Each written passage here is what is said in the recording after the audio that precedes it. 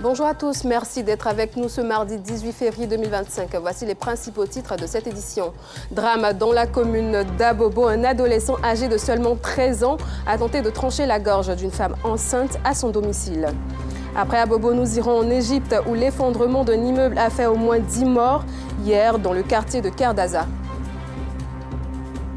Merci de suivre l'information sur la chaîne proche des populations. C'est un lundi sombre qui a été évité de justesse par les habitants du quartier Avocatier Abraham à Niébi, dans la commune d'Abobo. Un adolescent de 13 ans a tenté d'égorger une femme enceinte à son domicile. Cette tentative de meurtre déjouée a créé l'émoi et l'indignation des riverains qui réclament justice. La victime a été conduite au CHR d'Abobo ou Fouébouani pour des soins. Un reportage de Georgette Ido-Fofana.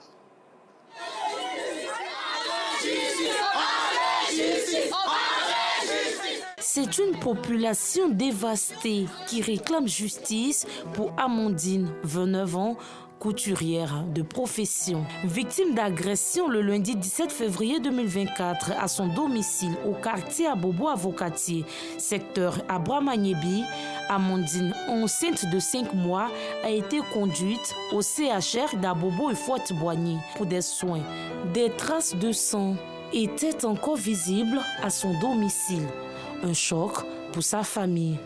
Le petit même, je ne l'ai pas vu. On dit qu'ils l'ont pris aussi pour aller à l'hôpital. Il dit mais pourquoi? On arrive là-bas, on veut voir le petit, donc c'est un mineur. C'est un mineur, mais pourquoi? Comment on peut rentrer chez une personne pour venir encore l'agresser, la tuer? On demande justice, en tout cas on demande justice. Selon des témoins, l'agresseur est un adolescent d'environ 12 ans qui s'est fait passer pour un client d'eau glacée. Une fois au domicile d'Amandine, il a refermé la porte et a tenté de l'égorger. On a entendu des cris, tellement mon petit frère dit il y a quelqu'un en train de frapper sa femme. Il a aussi dit oui, qu'il entend les bruits. Il est sorti voir ce qui se passe. Il est sorti, il s'est allé voir et a vu que la porte est fermée. Il a vu que les bruits c'était trop fort. Mon petit frère est venu chercher ça, on a commencé à casser la porte. Il y a d'autres qui sont venus commencer à casser la fenêtre. Et puis, dans ça, on l'a sauvé. Il est sorti, les mains en l'air, disant que lui n'a rien fait. Que c'est quelqu'un qui l'a envoyé pour venir tuer la femme. Elle était bourrée de sang. Non, tout son corps était du sang, c'est vraiment dit. C'était inexplicable même. Très. Elle pleurait. Bon, elle n'arrivait pas à pleurer, elle criait. Voilà, elle criait. Mais c'était. Je l'ai voir. Pour une femme enceinte de 6 mois, et puis 6 ans d'été qu'elle arrive, elle était courageuse, mais c'était pas facile. Ce drame déjoué a suscité l'émoi et l'indignation des riverains qui dénoncent un manque de sécurité dans le quartier. Il y a un phénomène aussi qui nous traverse aussi dans ce quartier-là, qui est le phénomène des Kadhafi. Voilà, parce que je ne pense pas que ce petit, avec ses yeux clairs, ne peut pas commettre ce crime-là. On est obligé même souvent de sympathiser même avec le diable pour qu'il y ait la sécurité au quartier, ce qui n'est pas normal. Le quartier est dangereux. Pour nous assurer de l'état de santé de la victime, nous nous sommes rendus au CHR d'Abobo. Là, le médecin nous a confié que sa patiente était arrivée aux environs de 12 heures dans un état critique. Elle avait plusieurs plaies qu'on a notées au niveau du visage, au niveau de la face antérieure du cou, au niveau du bras, des mains. Elle a eu des plaies de défense au niveau des doigts et au niveau même du genou, de l'extrémité supérieure de la jambe droite. On a fait effectivement les premiers soins, on a pris rapidement des médicaments d'urgence. Par la suite, elle a présenté un choc hypovolémique. Très rapidement, on lui a mis déjà 2 poches de sang pour essayer de la stabiliser. Selon Dr Marcelin Quadio, Amandine et le fœtus sont hors de danger. Nous rassurons tout le monde, son pronostic vital n'est pas en jeu. Elle est stable et je pense que nous allons la surveiller jusqu'à demain pour pouvoir mieux l'évaluer et puis la sortir. Grâce à la vigilance du voisinage, Amandine, mère d'un enfant, a pu échapper à son meurtrier. Ce dernier a également été admis au CHR pour des soins. Il est âgé de 13 ans, selon les informations recueillies sur place.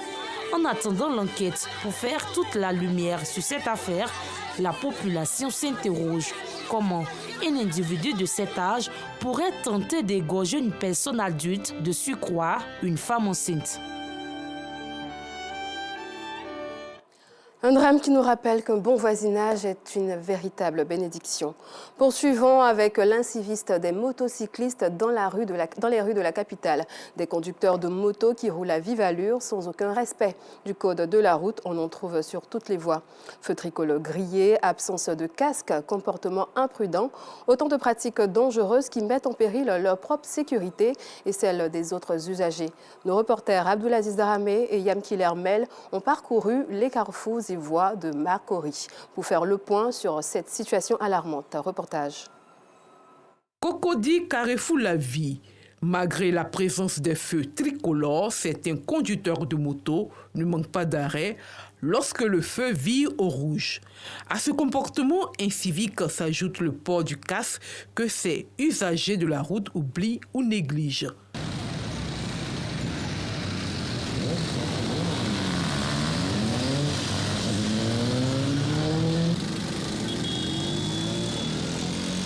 Ces actes d'incivisme ont des conséquences désastreuses sur nos routes, d'où cet appel lancé à ces personnes. La seule chose que j'ai à dire à ces gens et personnes, c'est d'être prudent parce que c'est très dangereux de ne pas respecter les feux et de conduire sans porter de casque. Parce qu'il y a eu à faire un accident.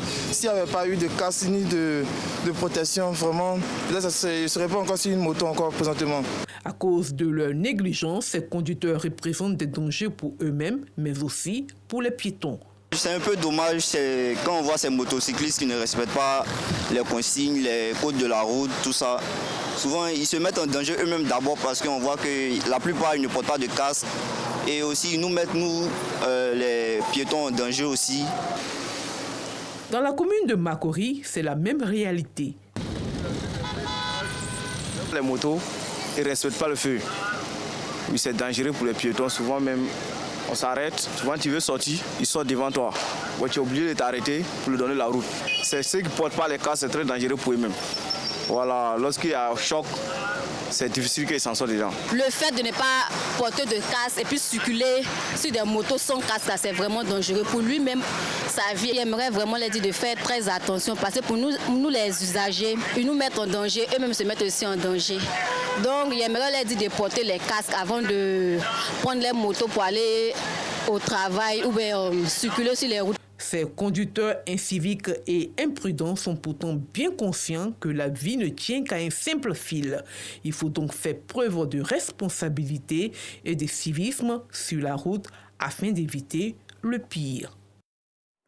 Direction Bouaké où les feux ont encore fait des dégâts. Des domiciles ont été ravagés par des flammes hier lundi dans les quartiers de Nembo et Air France 3. Si aucune perte en vies humaines n'a été enregistrée, les dégâts matériels, eux, sont importants. La promptitude des sapeurs-pompiers militaires a pu circonscrire le feu et les soldats du feu invitent les populations à respecter les normes de la construction des maisons afin d'éviter de tels drames. Soro Corona. Plus rien ne reste dans la maison du couple Ekra au quartier Nembo à Bouaké. Un feu d'une extrême violence a ravagé tout le contenu de la maison. Tout est parti d'un matelas qui a pris feu le dimanche 16 février aux environs de 20h. On a vu que le brasseur qui était dans la chambre, on avait vu qu'il y avait un domino qui avait fondu. Donc c'est ce qui a coulé, qui est versé sur le matelas et ça a commencé à prendre feu.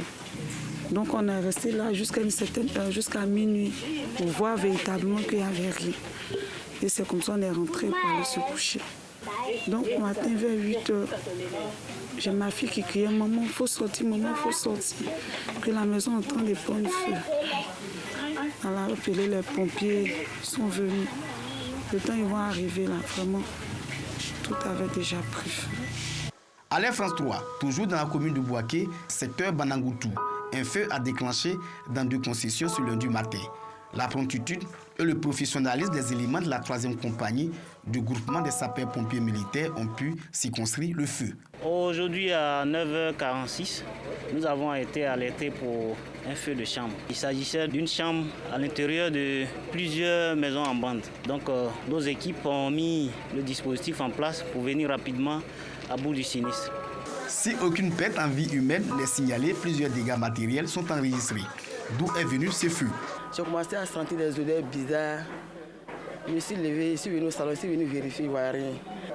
La fumée a commencé à sortir de l'autre côté de la maison. Du moment où moi j'ai couru pour sortir, je vois que la fumée a pris toute la cour. Pour éviter ces genres de drames, des normes sont à respecter dans la construction des maisons ou dits des sapeurs-pompiers. Nous disons à la population de tenir compte des normes de prévention pour la construction des différents bâtiments, parce que ça va faciliter les interventions en cas de sinistre. En cette période de forte chaleur et de violents vents, les populations sont invitées à faire attention aux branchements anarchiques et à veiller sur les prises avant de sortir des maisons.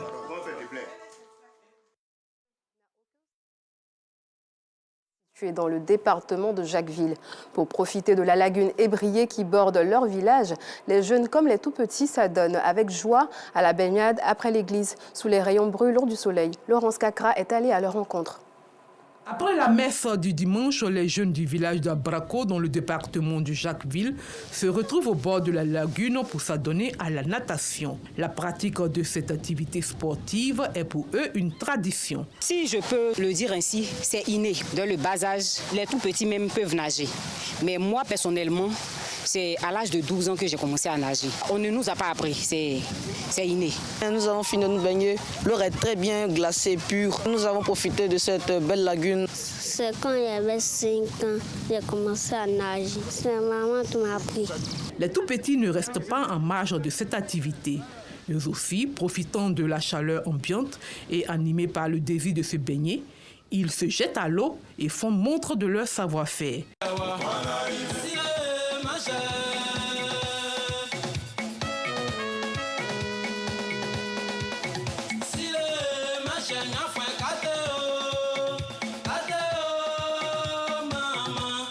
Sous le regard vigilant des parents, les enfants profitent de leur après-midi en toute tranquillité. La chance que nous avons, c'est que l'eau n'est pas très profonde. Quand vous entrez dans l'eau, vous pouvez marcher jusqu'à une certaine distance, ou vous pouvez maintenant vous jeter à l'eau, essayer de faire des brasses, et puis vous apprenez à nager, vous avancez. Donc c'est vraiment quelque chose de spontané chez l'enfant Aïzi d'Abrako. Les enfants à l'âge de 5 ans, 6 ans ne peuvent pas se noyer. Quand ils sont plus petits ou leur pied ne peut pas toucher le fond de l'eau parce que tout près là c'est sablonneux. Voilà. Et puis vous avez vu que l'enfant a marché dans l'eau avant de se jeter à l'eau. Tant que l'enfant peut marcher, il peut se tenir sur ses pieds pour revenir. Mais quand l'enfant n'est pas encore solide dans la marche, il n'a pas également la force dans les bras pour nager, il peut se noyer. Mais c'est des accidents qui sont rares parce que les parents veillent sur l'évolution des enfants. À Abrako, village lagunaire, pas besoin de maître nageur pour profiter de la lagune. Toujours dans le village d'Abrako, le dimanche 16 février dernier est un jour de fête. La raison, la messe d'action de grâce du premier révérend pasteur de l'église messianique du village. Nous restons avec Laurence Kakra. C'est avec des processions que les fidèles messianiques du village d'Abrako, situé dans le département de Jacquesville, ont accueilli leur premier révérend pasteur, Cès Diaco Didier Bonfils.